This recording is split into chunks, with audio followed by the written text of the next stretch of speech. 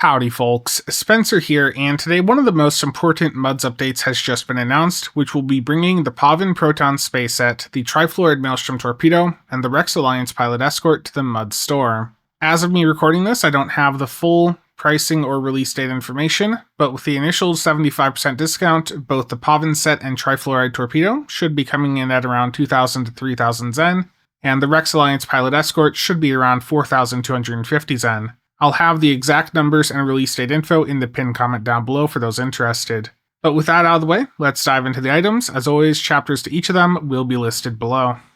First up is the Pahvan Space Set. This is a 3-piece set that is composed of an Omni beam, which happens to be the best set Omni beam in the entire game. Then there is a torpedo and a universal console.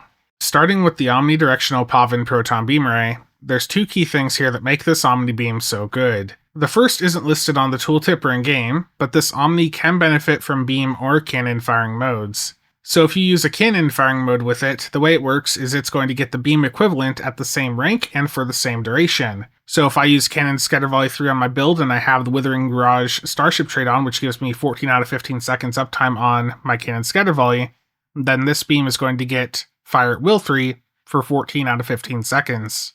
Likewise, if I was to use Cannon Rapid Fire with the Go for the Kill Starship trait, then that would basically be permanent uptime on beam overload for this Omni beam.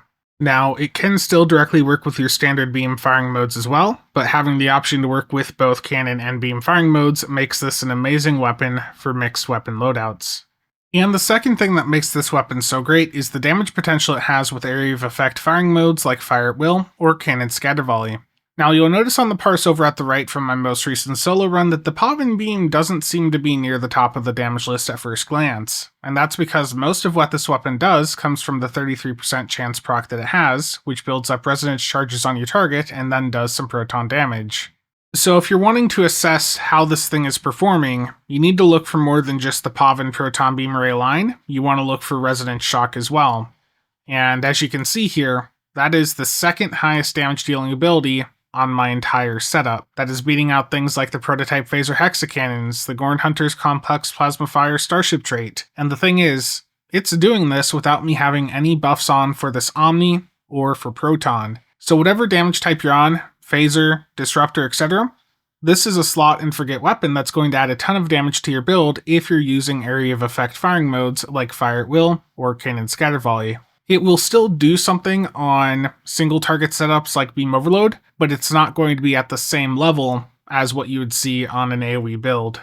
Now, heading over to the Pahvan Proton Energy Torpedo, unfortunately this does not have the same level of performance as the Omni Beam. While this is a guaranteed stack of the resonance charge per hit from this torpedo, it fires so much slower than the Omni Beam that the damage from it is not really comparable. Now, for the Pahvan Crystal Battery Universal Console, this has -3 seconds on shared cooldown of cannon firing modes, so what that means is if you hit Cannon Scatter Volley, your Cannon Rapid Fire would be on a 12-second cooldown instead of 15 seconds. However, if you're looking to reduce the time between Cannon Scatter Volleys, it doesn't do that. It is explicitly if you want to swap from Scatter Volley over to Rapid Fire or Rapid Fire over to Scatter Volley. It's not going to reduce the cooldown from Scatter Volley to Scatter Volley, so just be aware of that. Then it provides 8% firing cycle haste for ranged weapons, and lastly is a proton buff plus 69.8% proton damage. So if you're wanting to try and buff up the resonance shock a little bit more, then that might be interesting for you, but the performance numbers I just showed you from resonance shock were without this console slotted. It does help, but generally the buff from this isn't worth the damage loss of losing out on another damage dealing console. And for the set bonuses, there's a 2- and 3-piece here. So the 2-piece is the Pahvan Interstellar Bombardment Beam, or PIB. This has a 15-kilometer range, 2-second charge up time, 2-minute recharge. This does proton damage that ignores shields to the primary target each second for 4 seconds. After 4 seconds, it does that proton damage that ignores shields to up to 8 foes within 5 kilometers of the primary target, and that will scale up based on your EPG skill. And then the 3-piece here is PIB Enhancements. This is going to reduce the recharge time of the beam down to 60 seconds, and it allows the beam to consume all resonance charges on affected foes in order to increase the damage dealt. The performance of the 2 and 3 piece isn't really anything that special, but if you're looking to put another beam style effect on your build, then it is there for you. Really, the only thing you need from a performance point of view from this set is the Omni beam. Slotting that alone will provide a nice buff to area of effect builds, as I mentioned before. Okay, and here are the visuals for the Pahvan set. So I'm going to start here with beam overload for the Pahvan Omni.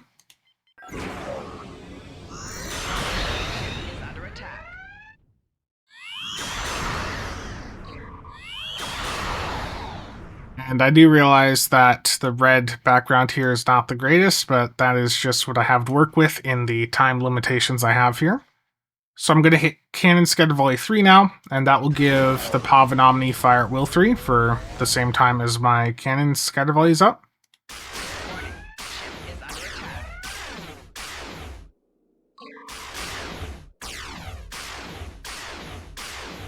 So if you've seen any recent run footage, you probably recognize that sound and visual.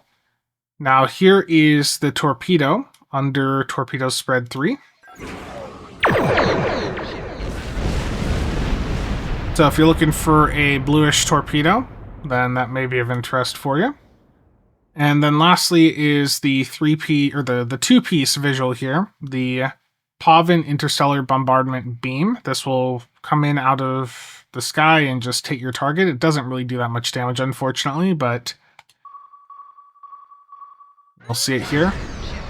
It just comes out of nowhere and does damage to the target. So if you're someone that likes to have, large beams come in and hit your foe, then that set may be of interest to you. But performance-wise, don't expect too much from most of the set here, aside from, of course, the Pahvan Omni. Next up is the Maelstrom Triflouride Torpedo Launcher. As with the original Maelstrom Torp from the legendary First Strike bundle, which I have shown at the right for a comparison here, this is a charge-based torpedo with a long 25-second recharge time. It stores up to 3 charges, and when you fire the torpedo, it is going to consume all of the charges you have to do additional damage. So with such a long recharge time, these Maelstrom torpedoes generally want to be fired at more strategic opportunities in a run. You don't want to just be spam barring them. You typically want to make sure you're using them when you're going to get the most benefit from firing them. Now, for the Maelstrom Triflouride, it has a different visual than the original, which I'll show you in a moment. It also does slightly less damage, as you can see here. The difference is, though, that the Triflouride will drop some fragments that you and your allies can collect upon defeating a foe with this torpedo, and you can see the sorts of benefits that you can get from those fragments, such as shield regen, hit points, an energy damage buff, critical severity, critical chance. So it is a good set of buffs there, and, really between that and the damage difference not being that significant, you're fine to use either of these Maelstrom variants. They're really quite competitive. Okay, and next up is going to be the visuals for the Maelstrom Triflouride Torpedo versus the original Maelstrom. So I'm going to do Torp Spread 3 with both of these. So Torp Spread 3, and here is the original Maelstrom, which is going to have a bluish color. You can see it's a pretty heavy hitter, as many of you know. Now, the original Maelstrom here, that is from the First Strike bundle, the legendary First Strike, so that's a bundle that'll cost you 70 to 80 bucks. But of course, you're getting the legendary Akira, the legendary Valdor, and some other goodies there as well. And here is the Maelstrom Triflouride.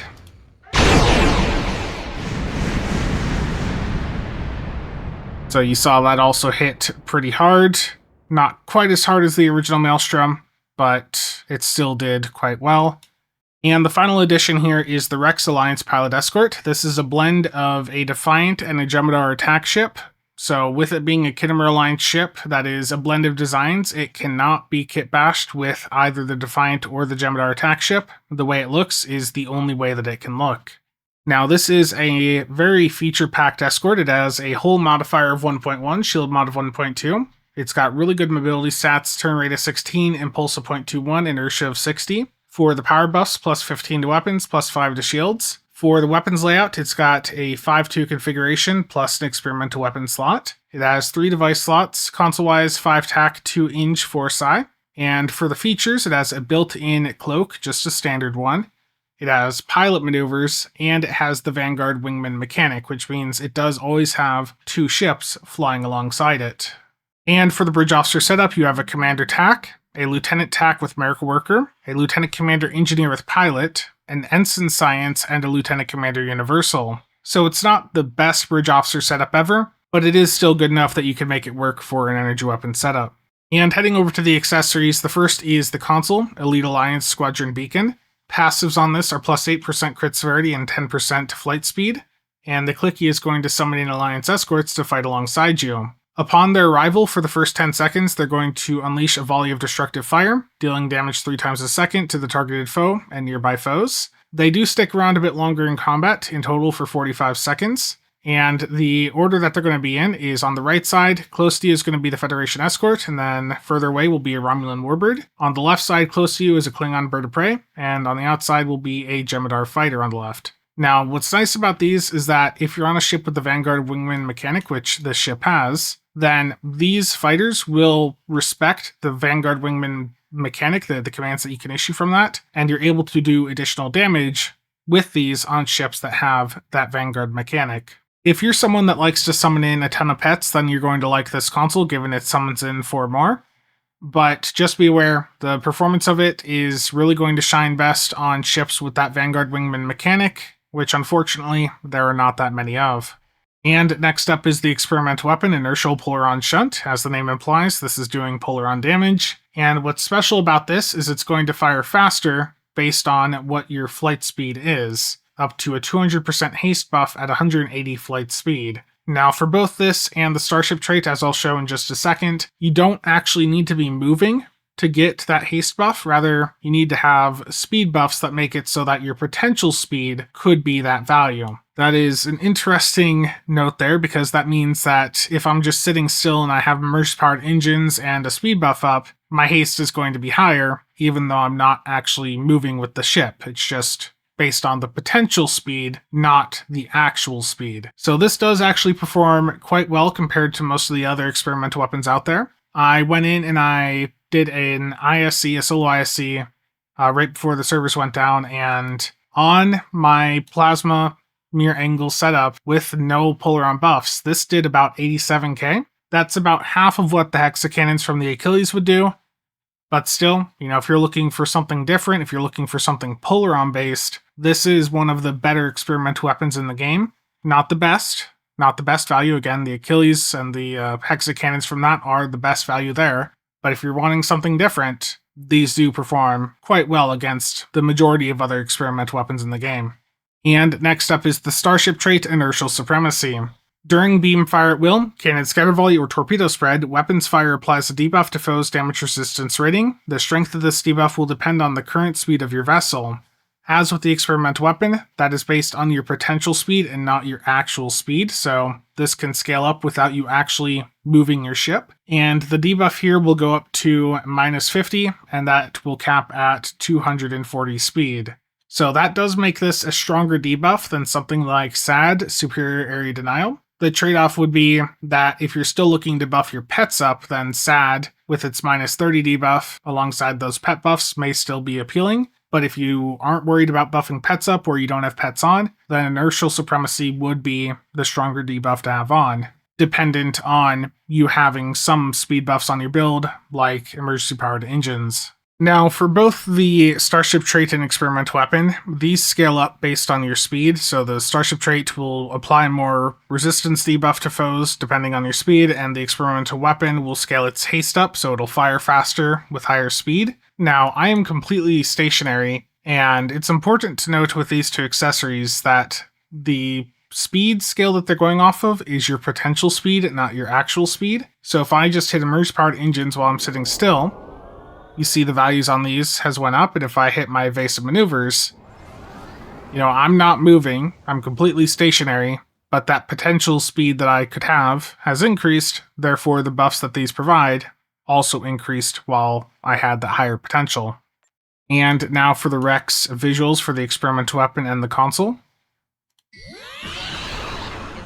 So the experimental weapon has a purplish effect there.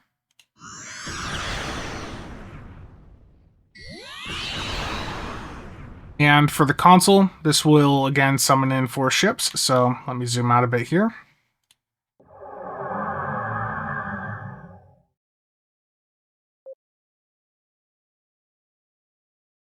And I guess they're waiting for me to attack.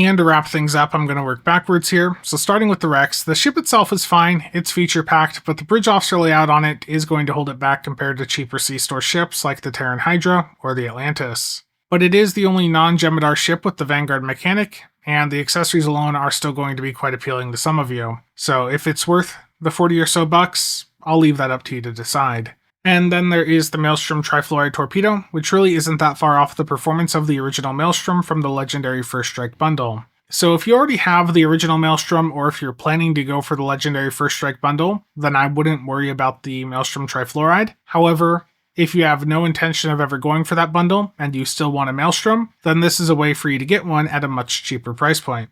And lastly is the Pahvan Space Set, which you're primarily going for just for that Omni, which is the best set Omni in the entire game.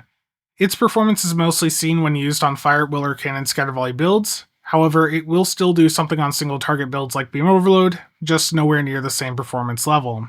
But that's it for today. If you have any follow-up questions, feel free to drop them down below. As always, thank you to all channel members and viewers for the continued support. See you guys around.